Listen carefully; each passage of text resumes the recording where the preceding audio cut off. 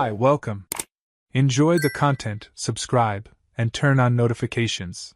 Greg never imagined a wedding could destroy his own marriage. It was a sunny Saturday afternoon when he and Alicia walked into the banquet hall decorated with white and gold flowers, where Sophie, Alicia's childhood friend, was about to marry her long-term fiancé. Alicia looked radiant in that navy blue dress Greg had always loved, but there was something different about her that night. An excessive excitement, almost nervousness, that he couldn't quite put his finger on. She laughed too loudly, drank champagne too quickly, and her eyes seemed to be scanning the crowd for something, or someone. Greg chalked it all up to happiness for her friend, to nostalgia over seeing Sophie finally get married after so many years of friendship. He couldn't have been more wrong. The first few minutes of the reception went normally. Greg greeted a few acquaintances, chatted with his cousin Jason, who was seated at the next table, and watched Alicia dance with Sophie on the makeshift dance floor. The music was loud, people were happy, and the atmosphere infectious. Everything seemed perfect. Greg went to the bar to get another drink when he noticed Alicia had disappeared from the dance floor. He looked around, searching for the navy blue dress among the sea of guests, but couldn't find her. He thought it was odd but figured she might be in the bathroom or chatting with a friend in a quieter corner of the venue.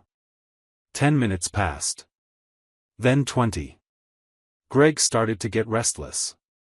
He walked through the hallways of the venue, peeked into the outdoor garden where some smokers were chatting, and even asked a guest to check the women's restroom. Nothing. Alicia had simply vanished. He returned to the table, trying not to show too much concern, but the feeling that something was deeply wrong kept growing like a cold shadow in his chest. Jason noticed his cousin's tense expression and asked if everything was okay. Greg lied and said yes, but his eyes kept scanning every corner of the hall. Over an hour had gone by when Alicia finally reappeared. Greg saw her come in through the side door leading to the parking lot, and immediately sensed that something was completely off. Her hair, which had been perfectly styled in an elegant bun earlier, was now partially loose, with strands falling across her face. The red lipstick she'd carefully applied before leaving home was smudged, almost gone. Her navy blue dress had a strange crease at the waist, as if it had been crumpled. Greg's stomach tightened. He stood up from his chair and walked quickly toward her. She didn't even seem to notice him approaching. "Where were you?" Greg asked, trying to keep his voice calm, though worry was clear in his tone. Alicia looked at him with an expression Greg had never seen before. It wasn't guilt. It wasn't shame. It was something worse, complete indifference mixed with irritation.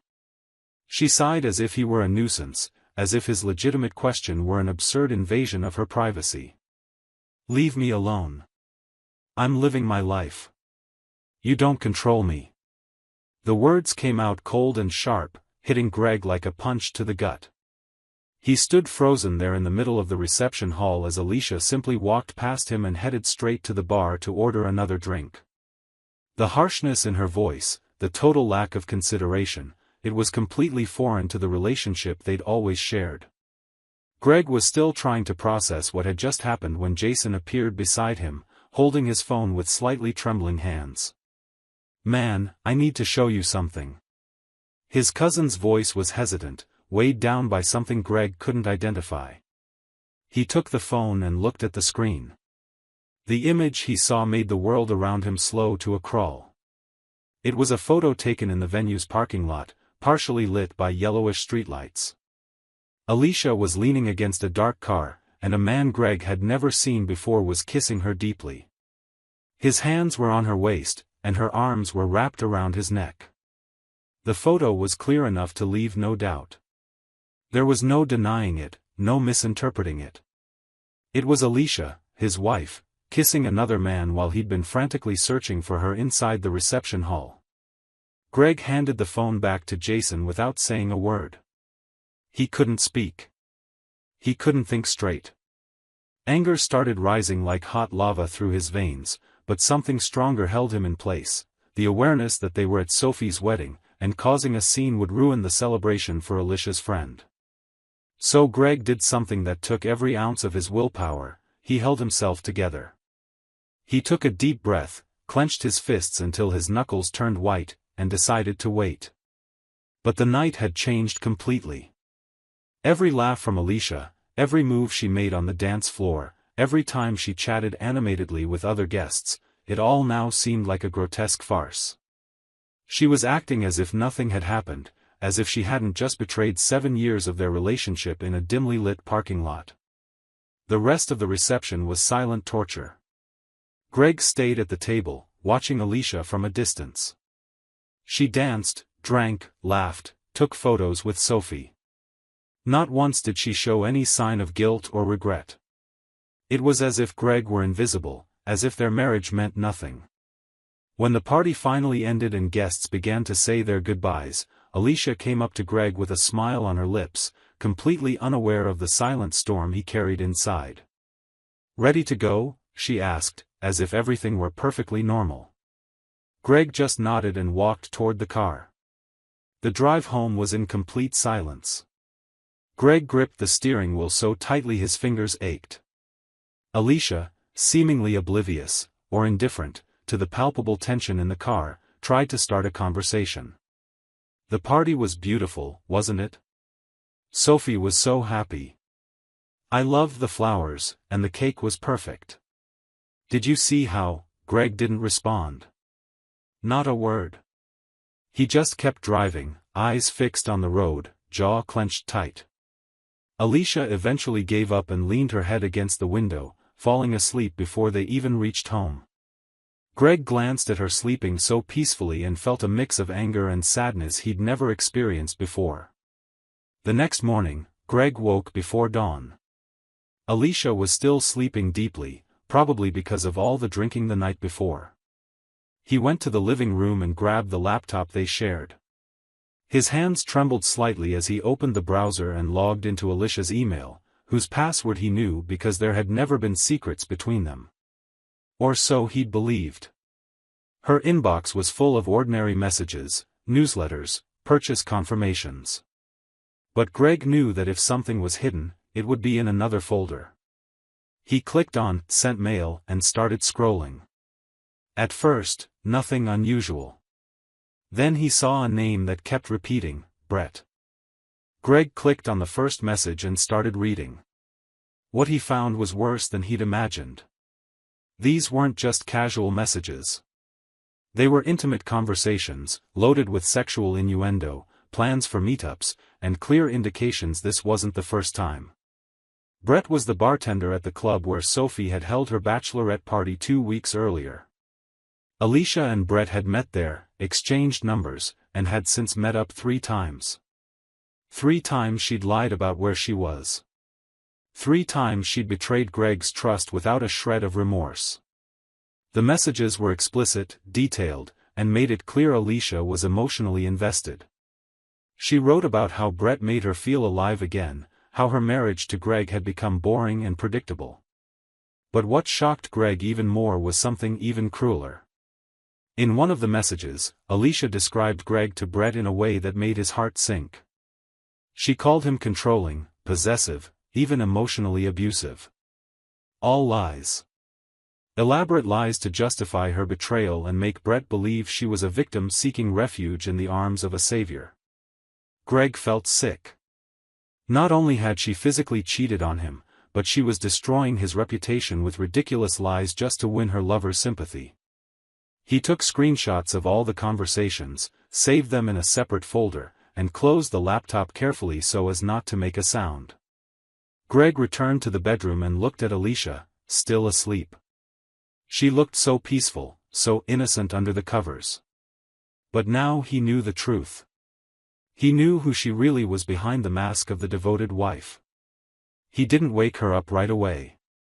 First, he went to the study and called a divorce attorney a colleague had recommended months earlier during a casual conversation about a friend in a similar situation. He scheduled an appointment for Monday morning. Then he returned to the bedroom, sat on the edge of the bed, and finally woke Alicia with a gentle touch on her shoulder.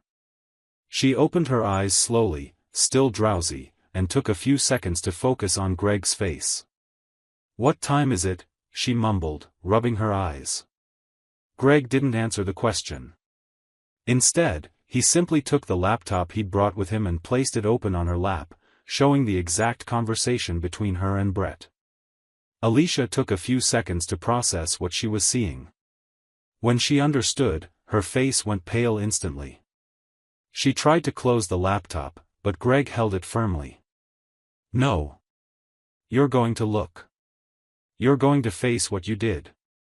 Alicia started stammering, grasping for words that could justify the unjustifiable. "Greg, this isn't. I can explain," but he cut her off with an icy calm that even startled him. "Explain what, exactly?"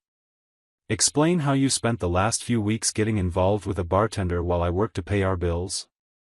Explain how you lied 3 times about where you were? Or maybe you'd like to explain how you called me abusive to your lover?" Each word came out like a sharpened blade. Alicia tried to deny it, downplay it, deflect. "It wasn't anything serious, Greg. It was just physical attraction. It doesn't mean anything. I still love you, I swear." Greg let out a dry, humorless laugh. "Physical attraction. Of course. That's why you two talked every day, planned future meetups, and you made up elaborate lies about me to justify it all?" He picked up his phone and showed her the screenshots he'd taken. "I've got it all right here, Alicia. Every message, every lie, every time you cheated on me over these past weeks while I worked to pay our bills." Alicia tried a different approach this time, lashing out. "You invaded my privacy. You had no right to read my messages." Greg looked at her with a mix of pity and disgust. "Privacy? You lost that right the moment you decided to betray our marriage. And you know what's even more interesting? I've already spoken to a lawyer." Panic flooded Alicia's face. "You did what?" Greg continued, relentless. "And there's more. I also figured out who Brett is. Did a quick search on his social media. Charming bartender, 28 years old, known for dating married women. You're not special, Alicia. You're just another name on his list. And those lies you told about me? I'll sue him for defamation if I find out he's been spreading that to other people." Alicia started crying, but Greg felt no sympathy. These were tears of desperation at being caught, not genuine remorse. He went on. "And there's one more thing. I'm going to show these messages to my parents. And to yours, too." Alicia turned white. "You can't do that." Her voice came out as a desperate whisper. Greg nodded. "I can and I will. Your mom's going to be horrified. Your dad's going to know exactly who you've become, the lies you told about me. They're going to be ashamed, Alicia. Ashamed of what you've done." Alicia's tears intensified, but Greg remained unmoved. "I want a divorce. I'm filing the papers on Monday. You can pack your things and leave the house today, or you can stay in the guest room until we sort everything out officially. Your choice." Alicia tried to argue, to beg, to promise she'd change, that she'd end things with Brett, that they'd go to couples therapy, anything. But Greg had already made up his mind. "There's no therapy that can fix deliberate lies and repeated betrayal, Alicia. You didn't make a mistake. You made conscious choices, again and again, over these past weeks. And at your best friend's wedding, you had the nerve to answer me with contempt when I asked where you were. It's over." He got up from the bed and left the room, leaving Alicia alone, crying.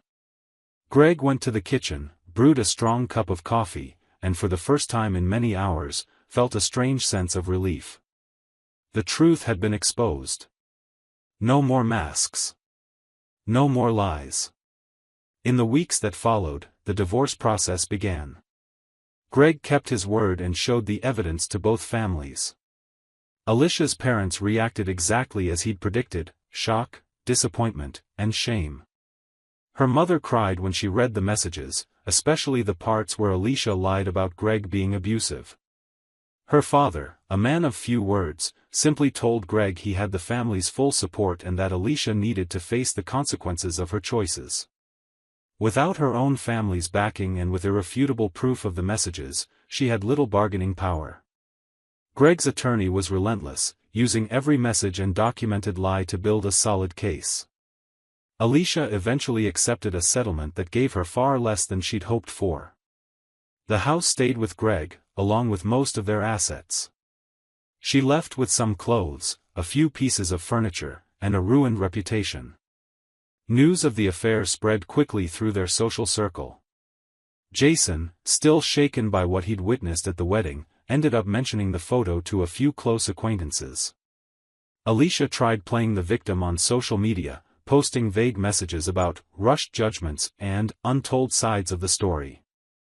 But her strategy fell apart when one of Greg's friends, tired of the half-truths, publicly shared a summary of the facts, including the lies about abuse. The post spread like wildfire. Supportive comments poured in for Greg on social media, while Alicia was confronted by multiple people demanding explanations. She eventually deleted all her accounts and disappeared from the group's social life. As for Brett, he faced consequences too. When the wife of a regular at the club where he worked found out about the affair and the lies he'd helped spread, she made sure the word got around.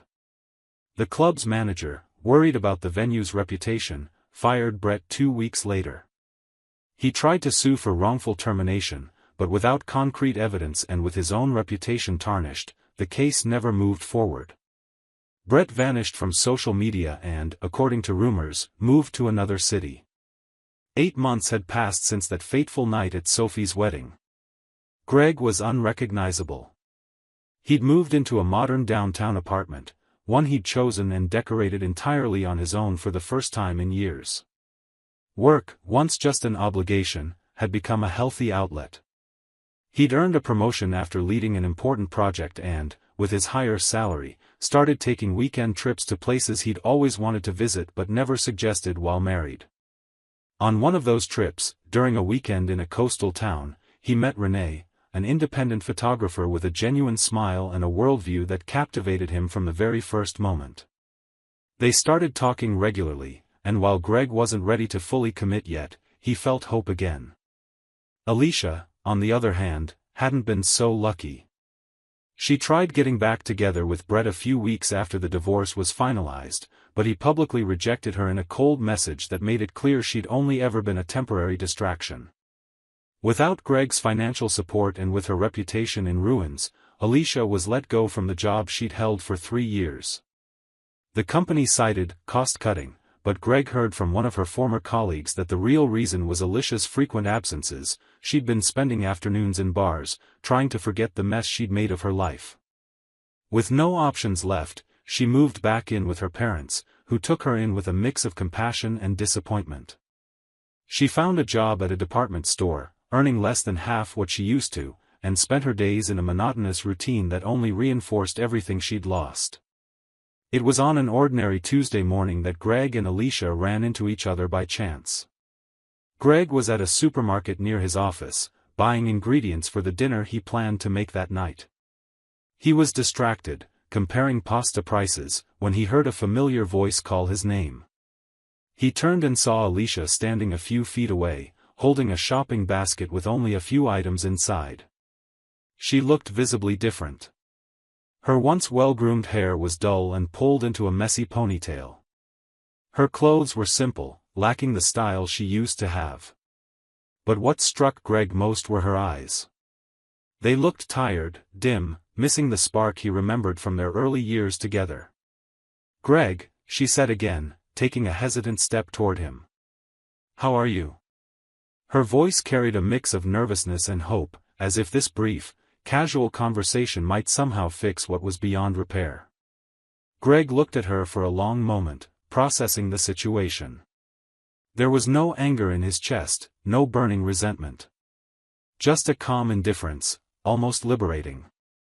"I'm doing well, Alicia," he replied in a polite but distant tone, as if speaking to a distant acquaintance, not someone he'd shared 7 years of his life with. She tried to keep the conversation going, asked about his job, his family, but each of Greg's answers was short, factual, and closed off to intimacy. Alicia realized there was no room for reconnection. Her shoulders slumped slightly, and she forced a sad smile. "I just wanted you to know I'm really sorry. For everything." Greg nodded, not in acceptance of the apology, but simply to acknowledge she'd spoken. "I know," was all he said. After an awkward, brief silence, he placed the pasta he'd chosen into his cart and looked at her one last time. "Take care, Alicia." And then he simply turned and walked toward the checkout, without looking back, without hesitation. Alicia stood there alone among the supermarket aisles, watching Greg walk away. She'd lost everything: the husband who loved her, the comfortable life they'd built, the respect of family and friends, all because she'd believed the grass was greener on the other side, that the temporary thrill of an affair was worth more than years of partnership and trust. She finally understood, far too late, that some choices destroy not just relationships, they destroy entire versions of ourselves. And while Greg moved forward, renewed and free, Alicia remained trapped in the consequences of her own decisions, carrying the weight of regrets that could never be undone. Greg left the supermarket with a strange but comforting feeling. He'd looked into the eyes of the person who betrayed him and felt absolutely nothing but peace. The wound had healed. Life had exacted the price of betrayal, and he'd learned that not all stories end with reconciliation or forgiveness. Some just end. And sometimes, the real happy ending isn't about reclaiming what was lost, but realizing you never needed it to be whole. As he drove back to his apartment, Greg turned on the radio and allowed himself to smile. The future, for the first time in a long while, felt promising again. Thank you for watching the video. If you enjoyed it, don't forget to subscribe to the channel and turn on notifications so you won't miss any updates. See you next time.